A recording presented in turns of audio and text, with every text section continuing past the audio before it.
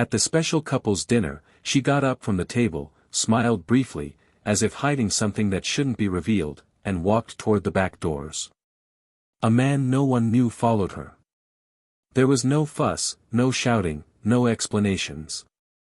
Just the muffled sound of her heels walking away and the soft clink of cutlery still in the hands of those who remained. I remained seated for a few seconds, unable to react, as if my body had forgotten the basic commands of dignity. An uncomfortable silence settled around me, as if even the room was waiting for my reaction. But there wasn't one. Not at that moment. I stood up, straightened my jacket, left the paid bill on the table with an automatic gesture, and left. No tears. No pleas. No confrontation. Just an immense emptiness that seemed to swallow me up. There, at that precise moment, our story ended. People say that when someone leaves like that, it's because they've been gone for a long time. But that's not how it happened. Not for me. She still told me she loved me that morning. She kissed me in the car, worried about what jacket I was going to wear, texted me in the middle of the afternoon saying, "I can't wait for our dinner." Was it all a lie?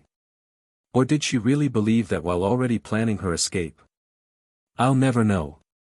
What remained was doubt, the slowest, cruelest poison. Doubt destroys the entire past. It makes you question if any of the moments were real, or if all the "I love yous" were just rehearsals by a talented actress. The following days were hazy. People would ask me if I was okay, and I'd respond with a crooked, automatic smile.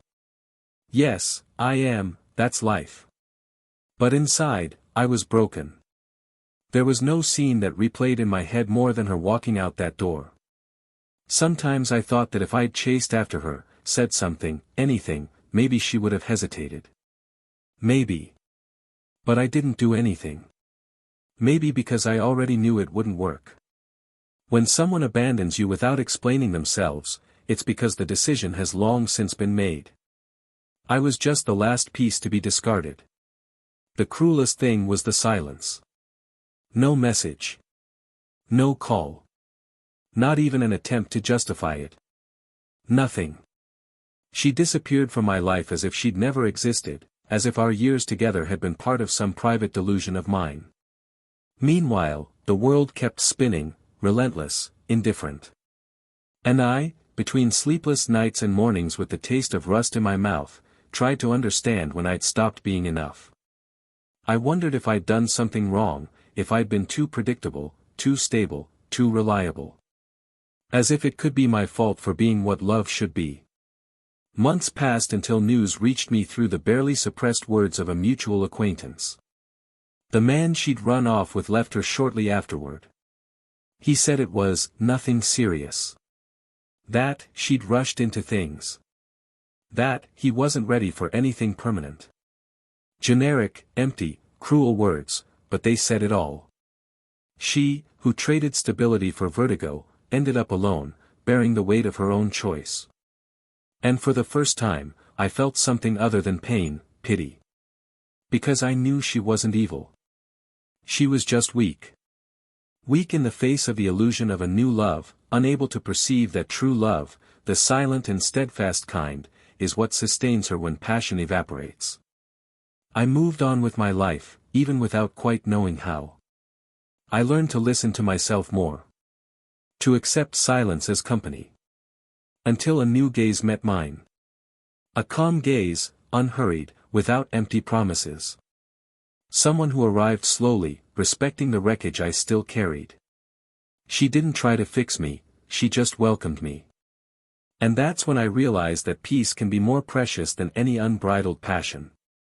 That's when I learned that mature love doesn't shout, doesn't beg, doesn't threaten. It simply stays. And that's why it's strong.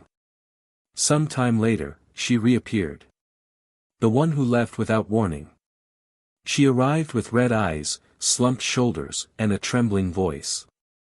She said she regretted it. That she thought of me every day. That she made the worst mistake of her life. She asked for a chance. A conversation. A memory. Anything that would still connect her to who she once was by my side. I listened to it all. With respect. With empathy. And, above all, with distance. She cried. She said she was lost. That she didn't know why she had done it. And I, after a long silence, said only what my heart had known for some time: I forgive what happened, but I carry on with what is good for me. And there was nothing else. No hugs, no promises. Just a door closing. But this time, it was me who turned my back. She stood there, staring into space, as if finally realizing the magnitude of her loss.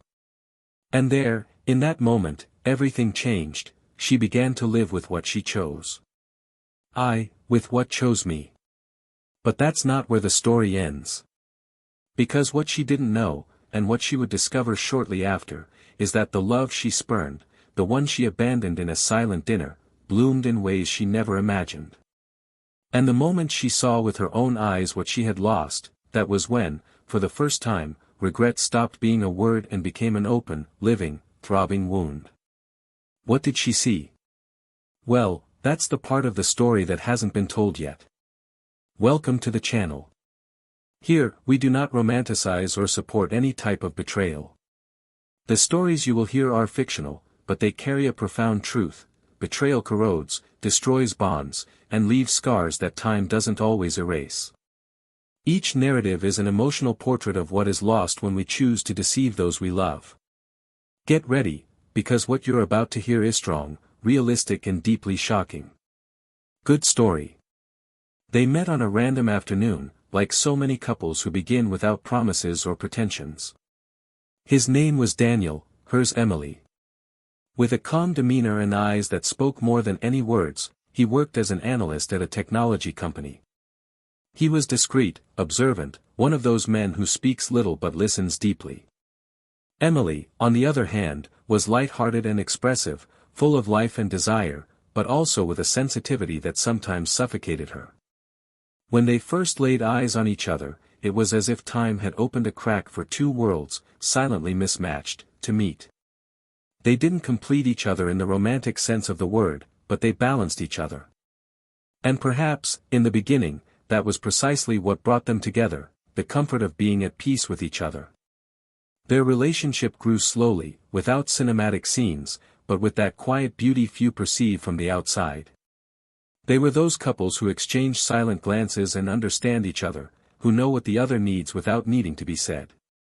Weekends passed between quiet coffees, movies watched on the couch, conversations about everything and nothing. Friends said they had something rare, and indeed they did. There was no excess, no pressure, just a sense of constant presence. Emily laughed easily when she was by his side, and Daniel always seemed lighter when she was around. There was a gentleness in their gestures, a form of care that came from intimacy built with time and respect. Nothing there was forced. It was love, yes, but an everyday love, the kind that makes no fuss but runs deep like ancient roots.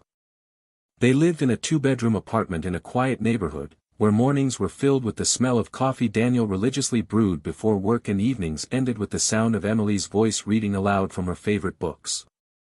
The space they shared was serene, made of small routines and details that only make sense to those who experience it. She decorated the house with small, personal touches, and he made sure everything worked together. They were a duo, a partnership that, to the world's eyes, seemed solid. They shared dreams, responsibilities, and plans for trips that had yet to be scheduled. They both believed they were exactly where they were meant to be. Over time, however, as happens in almost all relationships, life began to take its toll. Routine took hold, schedules became tight, commitments piled up. Daniel started working longer hours, arriving home more tired, and Emily began to feel a certain emptiness she couldn't explain. It wasn't his fault, nor hers. It was just life taking its toll. Still, they tried. He did his best to be present, even exhausted, and she continued planning small dinners at home, buying flowers for the living room, creating moments so they wouldn't lose each other. But there was something she didn't say, something slowly growing inside her, a silent dissatisfaction, a longing to feel something again she couldn't name. Even with the fog beginning to form between them, there was affection. There were no constant fights, no disrespect, just a subtle distance. The silences, once comfortable, now began to feel too long. The kisses, still present, became less frequent. The dinner conversations became more practical than intimate. Daniel noticed the changes but tried not to magnify them. He believed it was just a phase, that time would take care of it, as it always had. Emily, for her part, tried to keep the sparkle in her eyes, but some nights it was gone.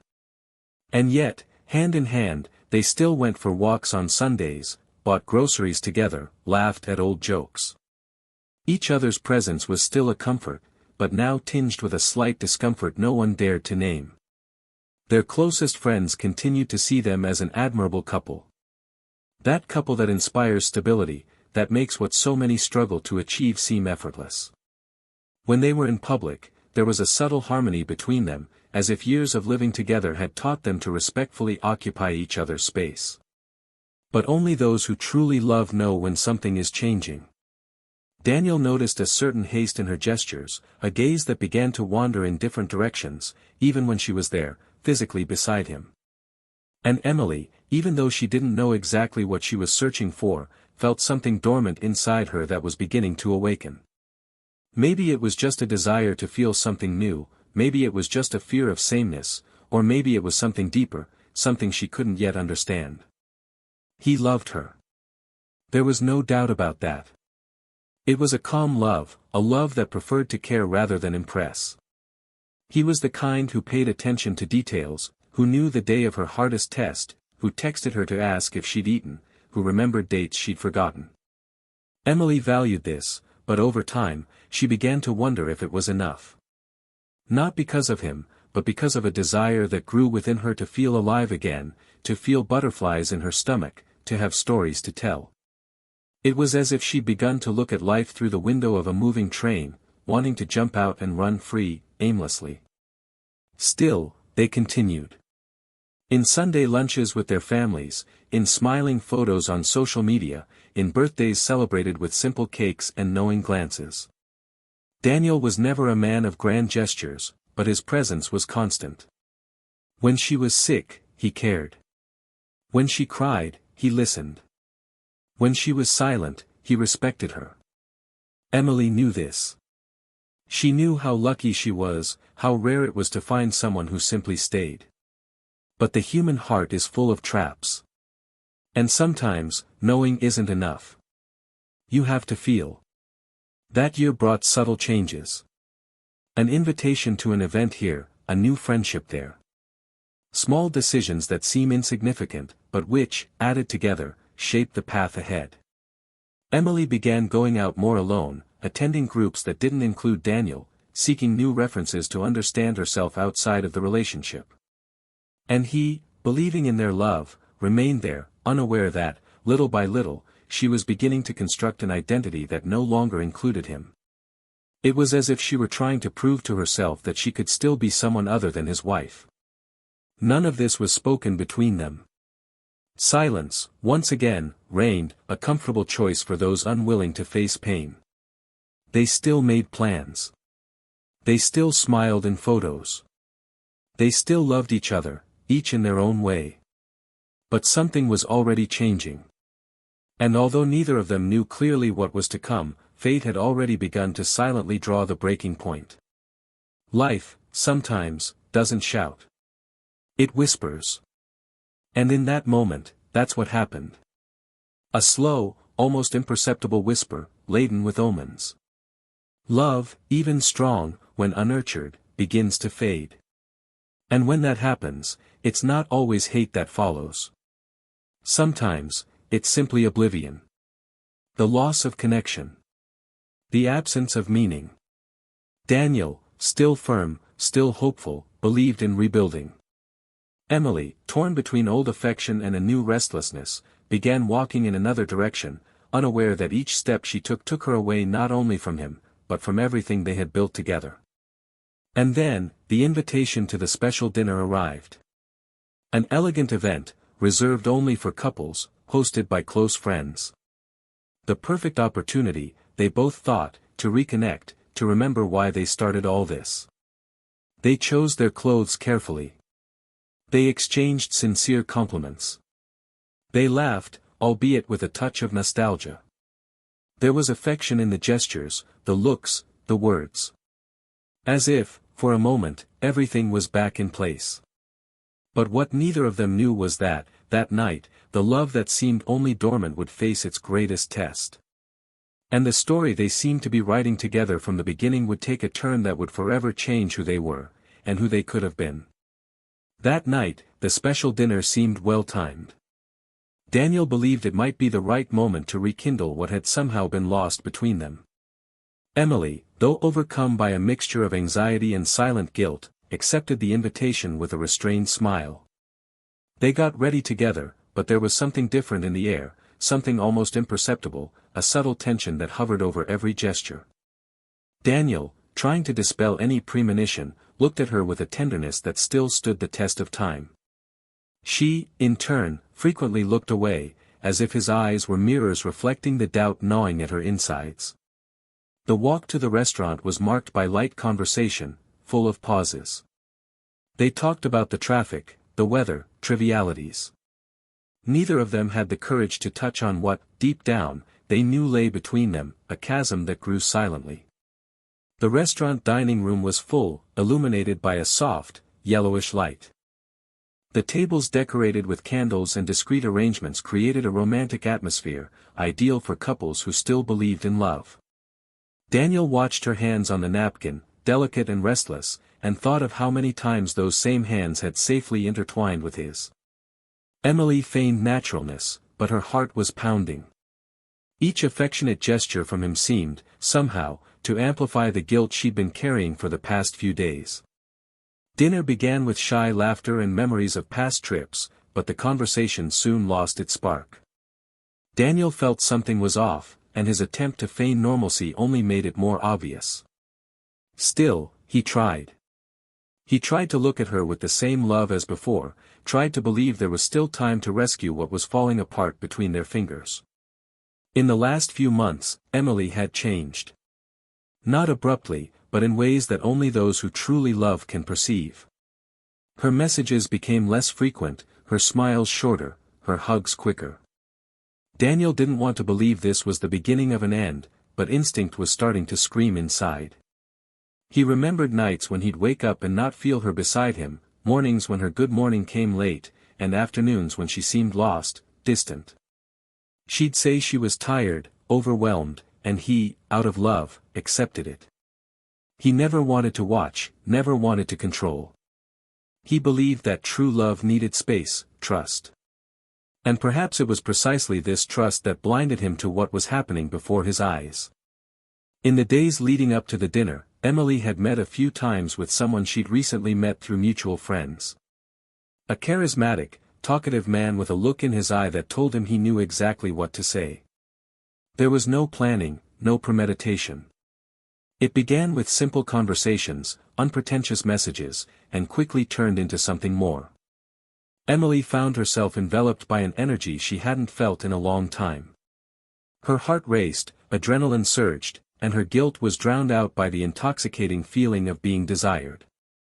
Daniel, unknowingly, waited for her at home those nights, preparing dinner and sending messages that went unanswered for long minutes.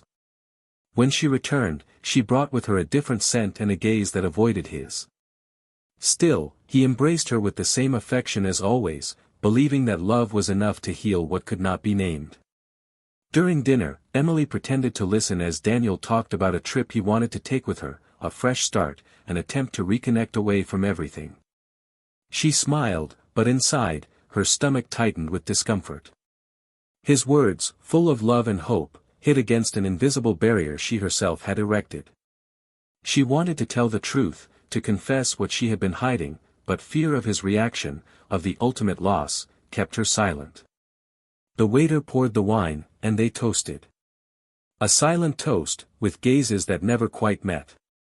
He longed for a fresh start, she feared the end. The contrast between them in that moment was almost cruel. Dinner progressed amid forced laughter and awkward pauses. Around them, other couples exchanged affectionate glances, subtle touches, and hushed declarations. Daniel looked at Emily and tried to strike up a conversation about the future, but she seemed distant, fiddling with her napkin. When he took her hand, he noticed it was cold. It was a simple gesture, but it made him realize something was irreparably wrong.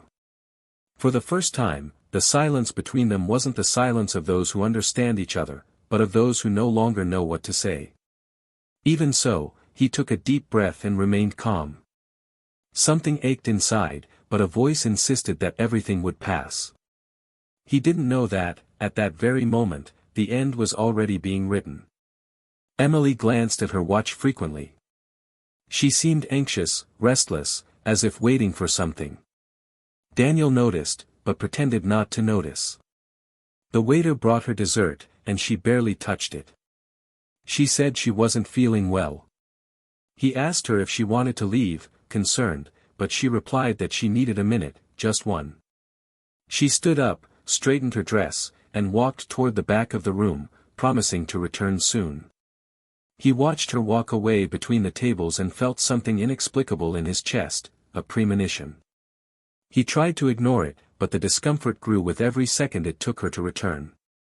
As he waited, the sound around him began to distort. The voices at the other tables grew distant, the clatter of silverware seemed to come from far away. Daniel fiddled with his napkin, looked at his watch, and took a deep breath. 5 minutes. 10. 15. No sign of her. A waiter passed by, and he asked if he'd seen his wife. The waiter hesitated for a moment before answering yes, that she'd left through the back, accompanied by someone. In that instant, time seemed to stand still. Daniel blinked a few times, not quite understanding what he'd heard. The waiter's voice continued speaking, but the words no longer made sense. His body felt heavy, his hands trembling slightly. There was no immediate anger. There was, at first, a kind of denial. He thought maybe there had been a mistake. That maybe she'd just gone to answer a phone call. But the waiter's look said otherwise. And inside him, something began to crumble. He got up slowly, as if fearing what he might find. He walked to the hallway that led to the back door. The air seemed thicker, colder. The laughter and hubbub of the dining room were gone. Outside, the night wind blew against his face, and the distant sound of a car pulling away echoed down the street. Daniel stood there for a moment, unable to move. It was as if the ground had disappeared beneath his feet. He walked back inside with slow steps, ignoring the curious glances around him. He sat back down at the table and stared at the untouched plate before him. The waiter watched him hesitantly from afar, and the other couples continued their conversations, oblivious to the silent collapse taking place there. The next few minutes were filled with absolute silence. Daniel didn't cry, didn't scream, didn't search for answers. He simply sat, staring into space, his heart pounding heavily in his chest.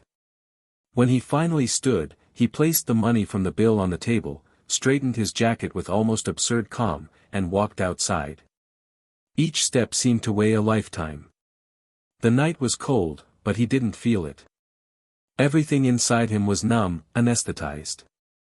There was nothing left to say, nothing left to ask. The love, so carefully constructed, had shattered in seconds.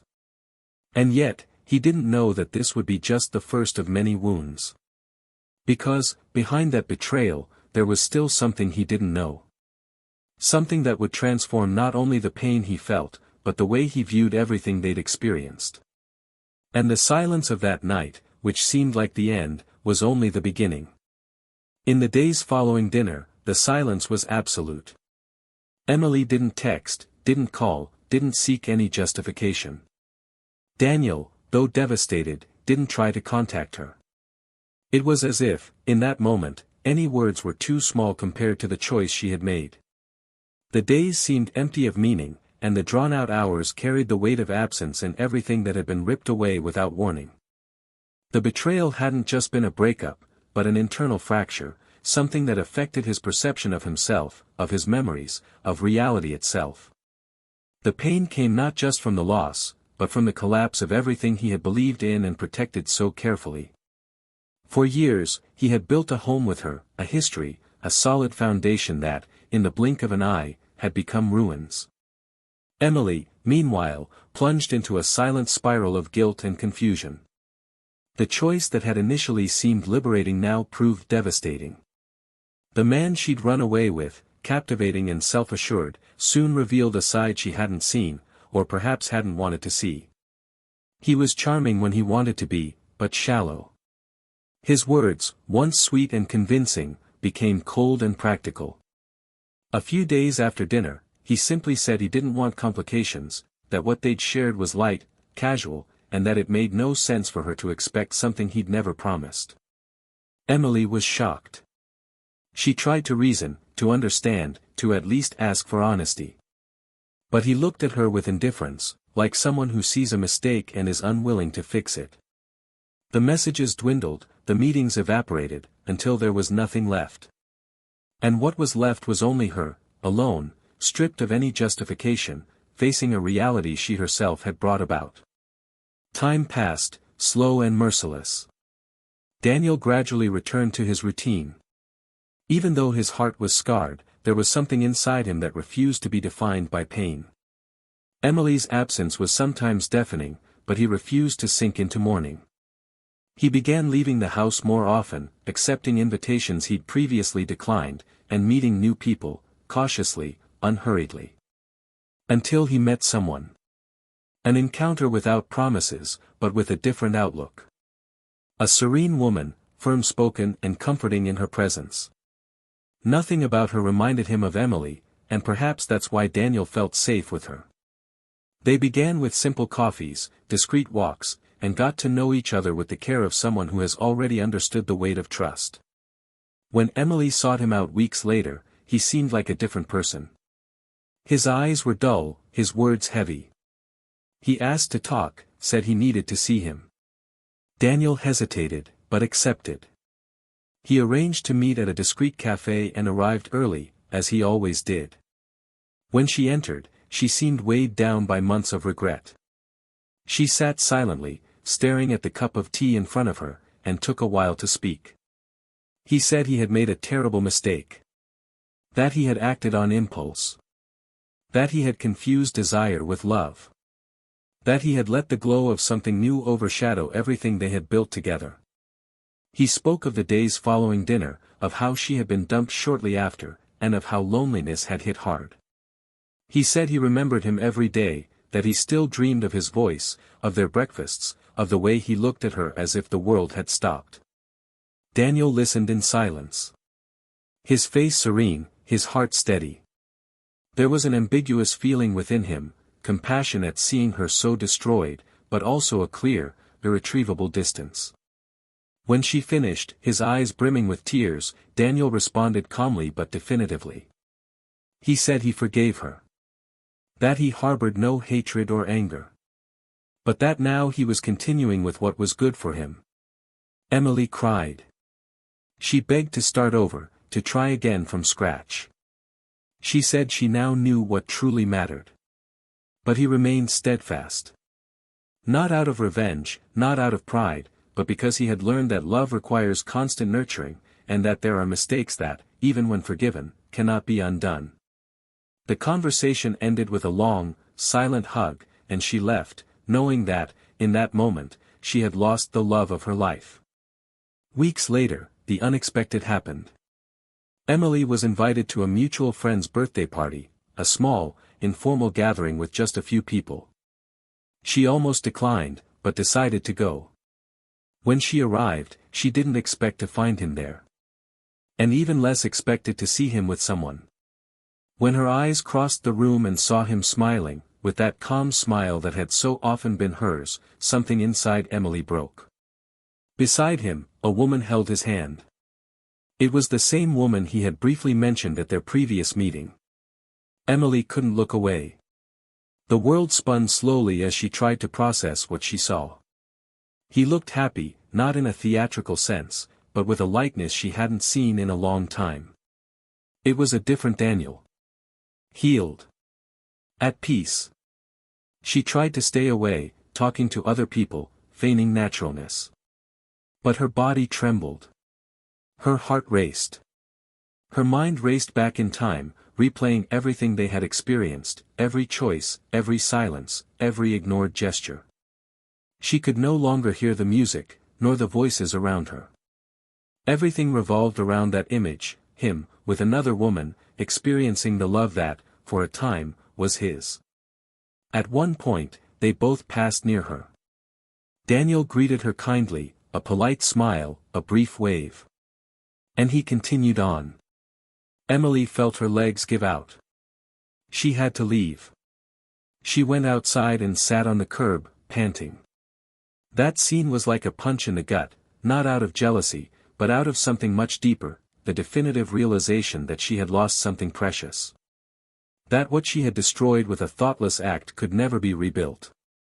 That vision, of that love reborn elsewhere, was the mirror of everything she had failed to preserve. But the real blow came days later. Emily decided to go to a cafe she used to go to with Daniel. She needed silence, a familiar place. She sat at the same table as always, ordered the same coffee, and stayed there, reminiscing. Beside her, two women were talking.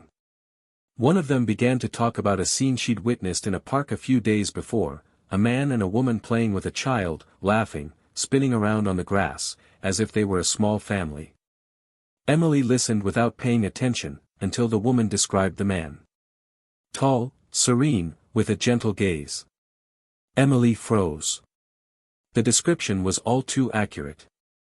The other woman commented that it was rare to see a man so present, so affectionate with his daughter. Emily, shocked, asked, trying to sound casual, if the man was married.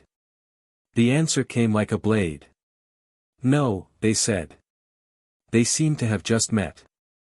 But the most curious thing was what the man had said to one of them when she asked if she was really his daughter.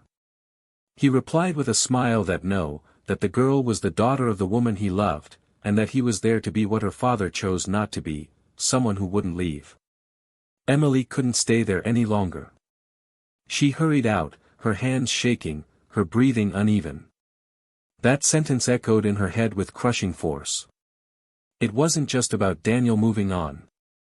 It was about him becoming the kind of man she'd searched for elsewhere. A man who loves with presence, who embraces what life brings with courage. He didn't just rebuild his life, he expanded it. And he did so by being exactly who he'd always been, a man of integrity, loyalty, wholeness. Emily, for the first time, felt not only the pain of loss, but the stark awareness of an irreversible mistake. She realized it hadn't just been the betrayal of a dinner party. It had been the betrayal of a love she hadn't known how to value. And there, amidst the whirlwind of emotions, she understood, the love she'd destroyed wasn't just lost, it was found again by someone who knew how to care. And that, she could never undo. Emily began walking the streets as if searching for something she no longer knew where she left it. She avoided the places where she once felt safe, but she kept returning, as if part of her still searched for some trace of what had been in the same cafes, on familiar corners. She lived between memories and daydreams, dragging out the days as if she no longer expected great revelations, just some kind of relief. After that conversation she'd overheard in the cafe, about Daniel and the girl in the park, something inside her crumbled completely. It wasn't just the love she'd lost, but the idea of who he was. Because there, in that gesture of care for a daughter who wasn't his, for a woman he'd welcomed, Emily understood that Daniel hadn't transformed, he'd simply freed himself from the shadow she'd cast over them both. And in doing so, he blossomed in a way she'd never seen, or perhaps never wanted to see, while they were together. In the following days, Emily saw them.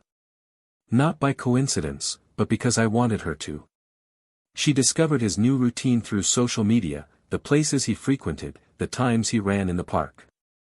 She even saw him from afar, sitting on the grass, with the child sleeping on his lap and the woman beside him, her fingers intertwined with his. There was a cruel peace there. A piece that screamed everything she'd thrown away. Daniel looked younger, lighter, as if the weight had finally been lifted from his shoulders. There was no resentment on his face, not even a hint of hurt. It was as if the pain had been transformed into wisdom, the quietest, most devastating form of overcoming. It was in this state of stupor that Emily decided to write. She spent hours staring at the computer screen until she finally typed the first words. The letter wasn't an apology, nor an attempt at winning him back. It was simply a confession. It spoke of the fear she felt, the emptiness that had grown inside her long before the betrayal, the neediness that made her fragile at any sign of newness. She wrote about how invisible she felt even around him, not for lack of attention, but because she no longer knew who she was. She spoke of the feeling of being in a relationship with someone who loved her so much that she no longer knew how to reciprocate. And she cried. She cried for having hurt the only man who had never diminished her, for having ignored how fortunate she was to have been loved so consistently. But she didn't send the letter. She didn't think it was fair. She wasn't seeking further relief. Nor did she deserve it.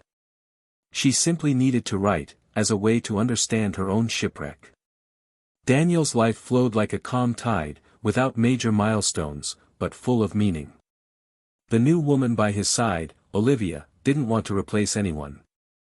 She understood the place Emily had occupied in his story, but refused to live in the shadow of an unresolved past. So, from the beginning, she was transparent. He said he would only stay if he knew what they had was whole. Daniel respected her for that. And, over time, he learned to give himself over again. Not with the same youthful enthusiasm, but with a maturity only known to those who have been broken and put back together. Olivia also carried scars. Her daughter, small and observant, clung to Daniel with a naturalness he never expected. And, instead of running away from commitment, he chose to stay. He chose to be a foundation. He chose to be the kind of man he'd always been, only, now, with someone who recognized his worth. Months passed, and Emily remained absent from Daniel's life. There were no further attempts at contact. She understood that any approach would seem selfish. But fate, unpredictable and ironic, brought them face to face one last time. It was at a corporate event, at a lecture on emotional management in the workplace. Both, through different paths, were present. When their eyes met, the impact was immediate. Daniel was next to Olivia, who was talking to another woman. Emily was alone, with a name tag hanging around her neck and a glass of water in her hands. They pretended not to see each other for a few seconds, but it was impossible to ignore. During the break, she summoned the courage and approached. The conversation began with a formal, almost protocolary greeting. He smiled politely, but there was something in his eyes she didn't recognize. It wasn't anger, nor distance. It was lightness. A kind of liberation that hurt her more than any confrontation. She asked how he was, and he said fine. She commented on the event, and he nodded, and said something about the speaker. They talked for 5 minutes. Not a word about the past. No rescue, no regrets. Until she asked if he was happy. The question came out in a whisper, almost involuntary. Daniel hesitated for a second, looked at Olivia in the distance, then back at Emily, and responded with a slight smile. He said he was. That for the first time in a long time, he felt exactly where he was supposed to be. Emily nodded, swallowed hard, thanked him for the conversation, and said goodbye. When she walked away, her eyes filled with tears. Not because of his answer, but because of the serenity with which he delivered it.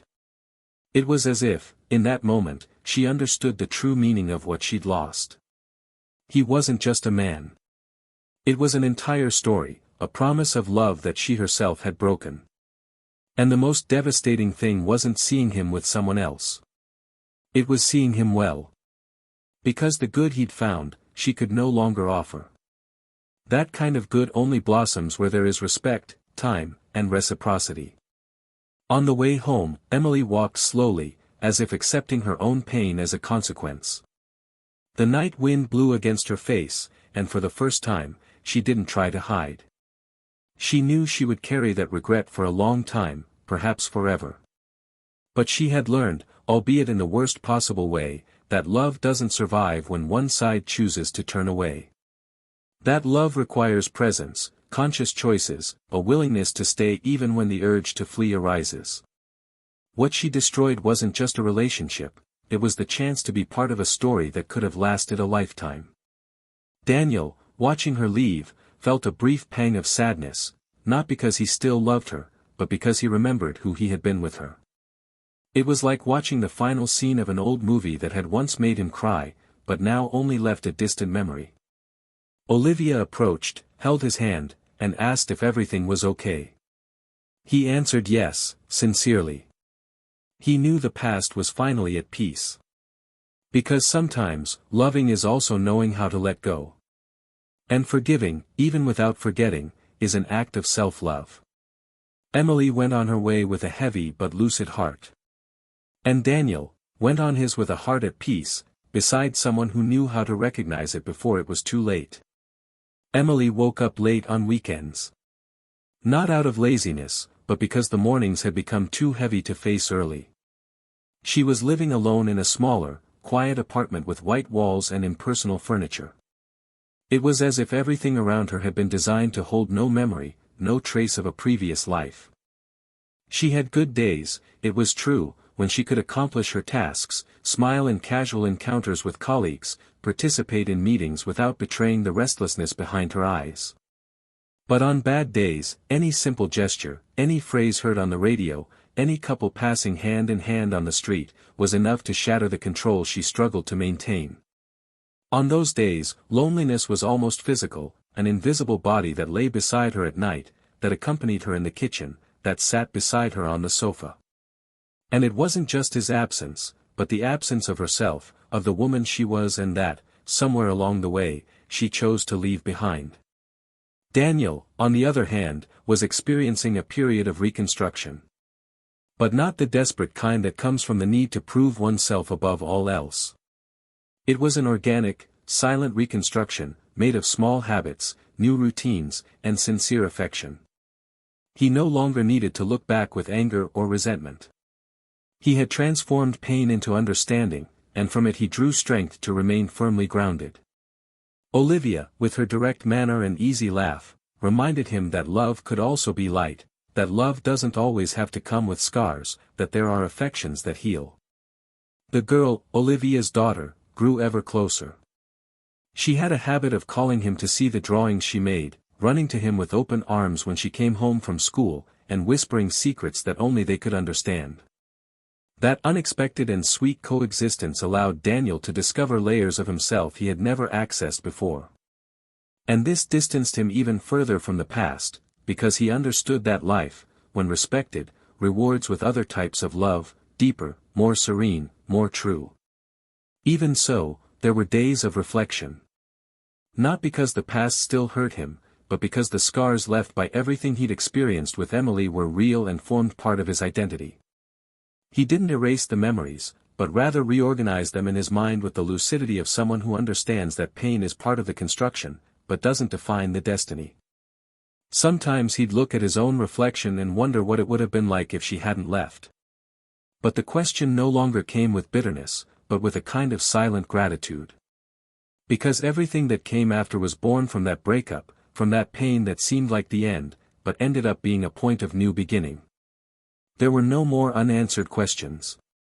He had found them within himself. Over the months he learned, step by step, to love himself again. Emily, in turn, began to write. Short texts, diaries, confessions. She developed the habit of putting down on paper everything her mind insisted on repeating. Sometimes she wrote letters that would never be sent, other times she wrote about herself in the third person, as if it were easier to deal with guilt when she was a distant figure. Deep down, I didn't expect redemption. I knew that some choices are final, and that some losses cannot be recovered. But writing was an attempt to understand how she had allowed restlessness to lead her down a path of no return. It was in these moments that I felt his absence most intensely. Not his physical presence, but the way he looked at her, the way he listened to her, the way he touched her gently even when she was silent. What I had thought of as routine, I now understood as stability. What he had thought of as predictability, he now understood as security. What he called a lack of emotion was, in fact, mature love. There was a moment when their paths almost crossed again. It was on a rainy afternoon, in a small bookstore they both frequented, unaware that the other still visited. Emily was there on impulse, looking for something she couldn't even name. She scanned the shelves without actually reading the titles. She was lost in thought when, as she turned the corner, she heard a familiar voice. She froze instinctively. It was Daniel.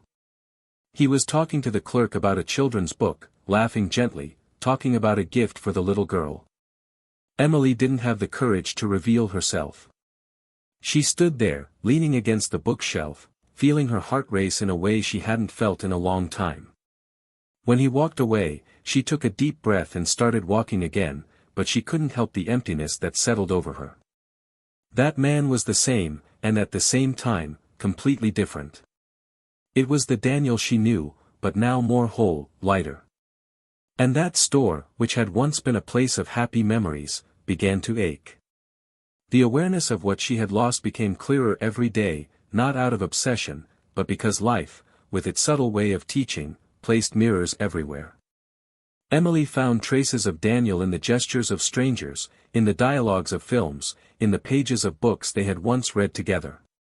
But the cruelest thing was realizing that now it was too late. And this presented her with a complex internal dilemma. She didn't want to destroy what he had built. She didn't want to appear to disturb the peace he had achieved with so much effort. But at the same time, there was an uncontrollable urge within her to ask, just once, to let him know everything, every regret, every sleepless night, every tear not shed in public.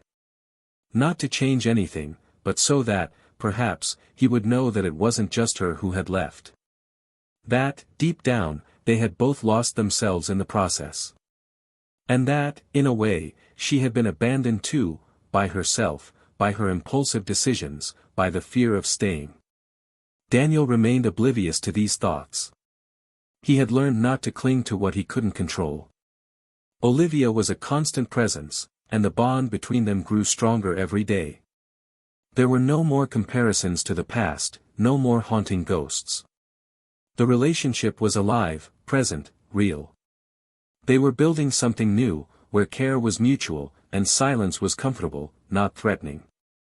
He no longer carried the burden of proving himself worthy. He no longer felt the need to be strong all the time. With Olivia, he could be vulnerable. And that, more than any vow of love, was proof that he had found the right place to start over. Emily, little by little, began to find another way forward. Not in the same way as Daniel, she was still in process. But she accepted that part of growing up was living with what couldn't be undone.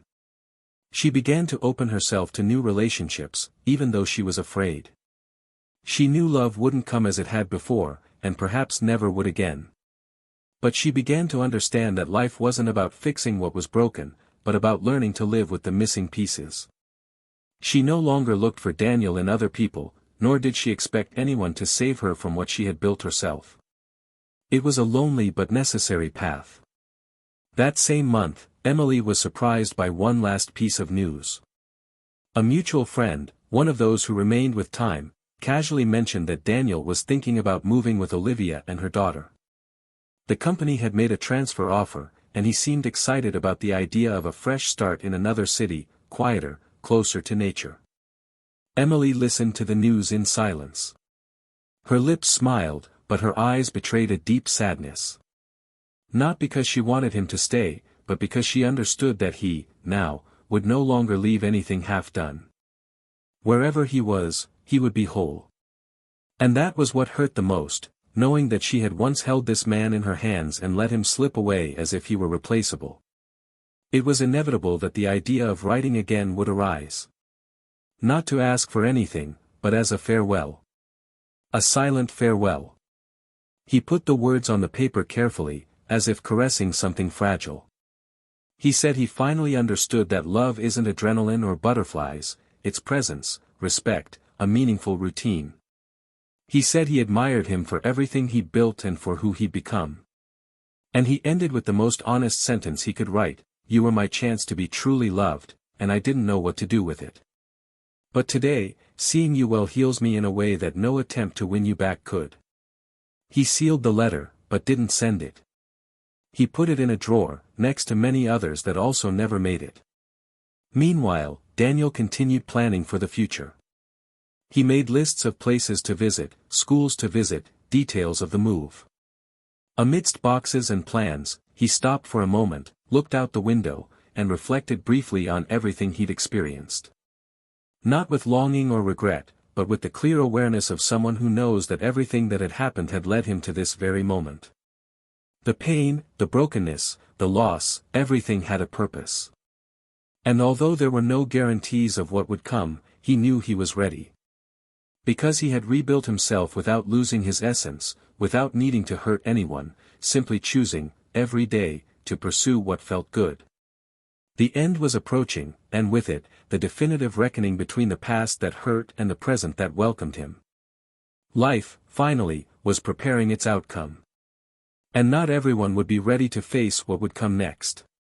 The news of Daniel's possible move to another city wasn't just another piece of information that reached Emily through the shadows of life, it was a kind of silent confirmation that their story had, in fact, reached its final point. There were no more bridges, no shadows of possibility. It was the closing of a cycle that she had long insisted on keeping suspended in her imagination, like someone waiting for the wind to change the direction of something that had already been swept away. And even without knowing the details, the city he was going to, his exact plans, his practical reasons, the mere fact that he was considering this new step was enough to stir within her an uneasiness she couldn't name. It wasn't jealousy, nor was it hope. It was something deeper, a confrontation with the reality that his absence was no longer her choice, but his decision. And that, somehow, hurt more. Daniel organized his routine with the precision of someone who knew exactly where he wanted to go. His days were filled with meetings, boxes, school research, visits to new places with Olivia and her daughter, who now spontaneously called him to share everything, the drawing she'd done in class, the new song she'd learned, even her childish doubts about the world. And he responded patiently, with that care that comes from within, effortlessly. He was becoming part of that family with a naturalness that surprised even himself. It wasn't a replacement, never had been, but rather a whole new beginning, a place where he could surrender without the weight of unresolved memories. Olivia noticed this with keen eyes. She knew where he was coming from, knew the pain he'd left behind. And so she didn't pressure him. She just stayed. And that was enough. One Saturday afternoon, Daniel decided to visit his parents' house before moving. He wanted to say goodbye to the place that had, for so long, been his point of equilibrium. Emily, unaware of it, had also decided that same weekend to visit her mother, who lived a few blocks away.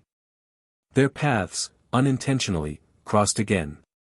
She was in the supermarket parking lot, leaving with 2 bags in her arms, when she saw him on the other side, getting out of the car with his backpack on his back. For a moment, she hesitated. She considered going back into the market, pretending she hadn't seen him. But something in her stirred. An almost involuntary courage. He crossed the sidewalk and called out to her. He turned with mild surprise, no tension on his face, just a brief start. She smiled, without quite knowing why. He smiled back. They talked right there, under the slowly departing sun. Emily asked how things were. Daniel answered honestly, but without details that would create expectations. He told her about the move, his professional reasons, the idea of starting a new life in a more peaceful place.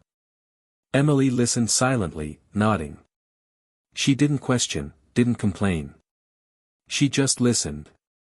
Until, at a certain point, she asked if she could say something she'd been holding back for a long time.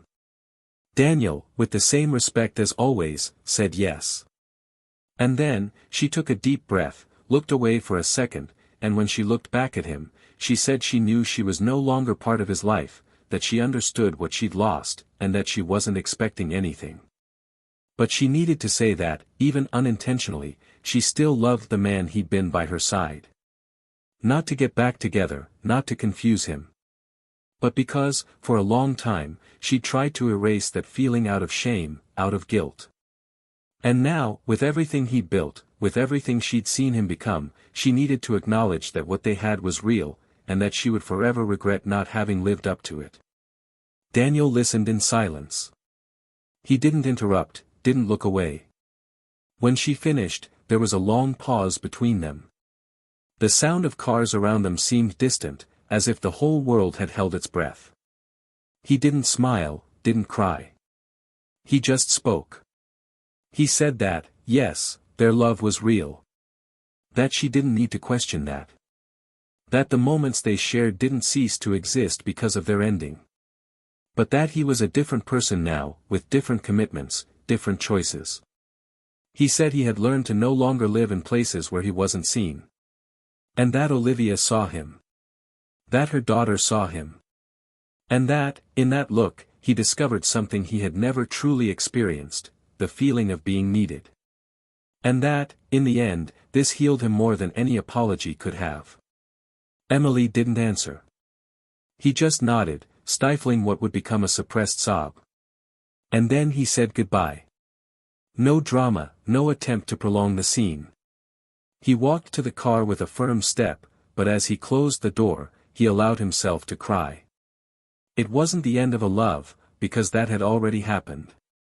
It was the end of the illusion that, in some parallel universe, there might still be a loophole.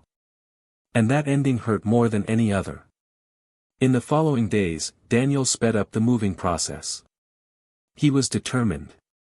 Olivia, aware of what had happened, didn't ask questions. She simply grew closer. She knew that true love also involves patience. And so she remained by his side with silent affection, helping him pack his books, disassemble his furniture, and plan his first days in the new city. The girl, excited about the idea of moving, asked if there would be a park, if the new house would have a balcony, if he would bring the pillow that smelled like him. And he laughed, answering each question lightly. In the last week before the move, Daniel decided to visit a place he and Emily used to go, a small pier by the lake, where they would sit in silence for hours.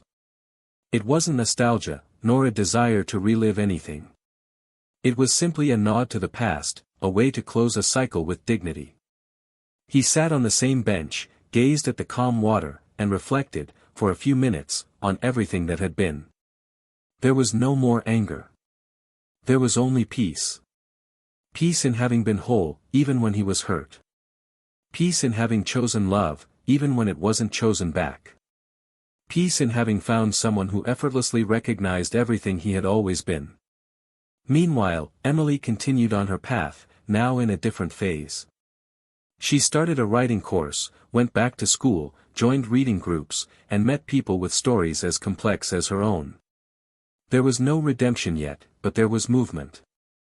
And that was already a lot. She knew regret would be a constant companion, but she also knew she couldn't live in regret. She needed, at the very least, to learn from what had happened.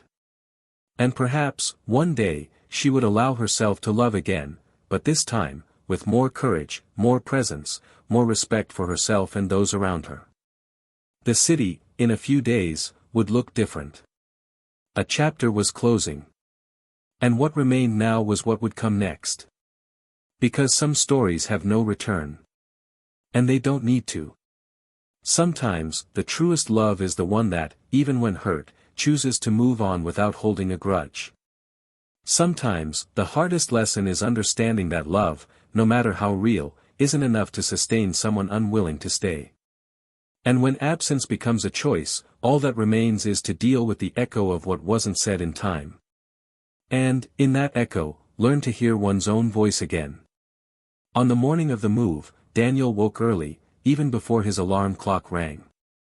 The sky was still gray, and the city seemed suspended between the end of one cycle and the beginning of another.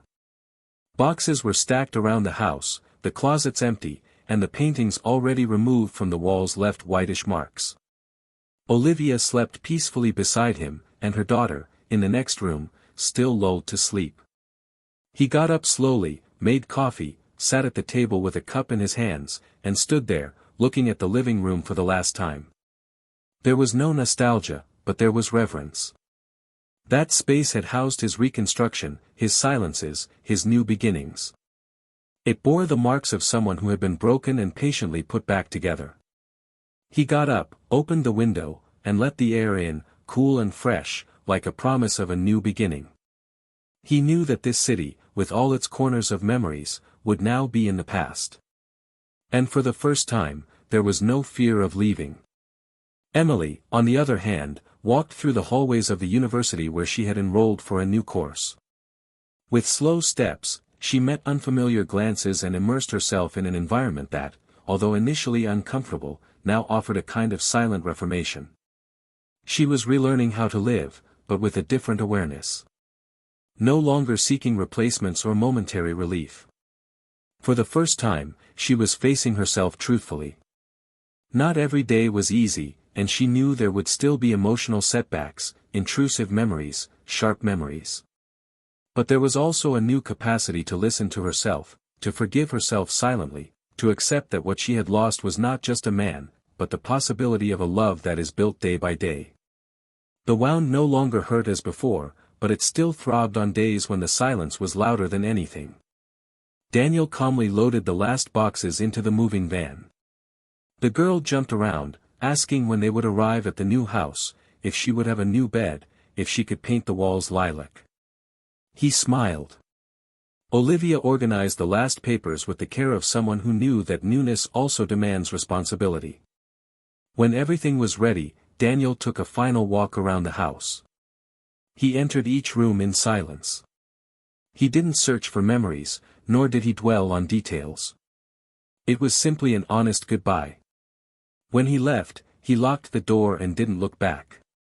He got in the car, held Olivia's hand, and drove on. The road seemed long, but inside him, everything felt light. He knew that this fresh start didn't erase the past, but it gave him the chance to write something new with steadier hands and a clearer heart. Emily, that same morning, returned home after class, opened her notebook, and began writing. No longer letters, but chapters of a story. She used pain as raw material, not as a shield. She was creating a narrative based on her own experience, but with new endings, with characters who made mistakes and learned. She wrote as someone venting, but also as someone trying to teach. And as she filled the pages, she felt less burdened. She had discovered, without realizing it, a new way of rebuilding herself, through words. She wasn't looking for readers or applause. She simply needed to transform into something creative what had nearly destroyed her. And in the process, she rediscovered parts of herself that had long been forgotten. Weeks later, Daniel, now settled in his new city, took Olivia's daughter to the park. She ran through the trees, and he watched with that look that blended protectiveness and pride. He sat on the bench and observed the other families, the couples, the children. He felt no envy, no comparison. He felt gratitude. He knew that what he had now was the result of his firm choices, the sacrifices he had to make, the limits he had learned to impose.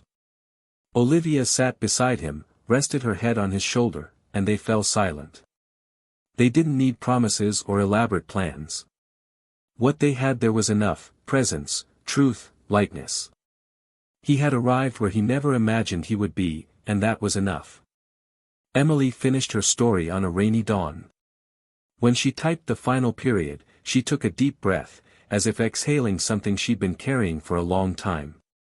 She closed the computer, leaned her head against the wall, and allowed herself to cry. Not from pain, but from relief.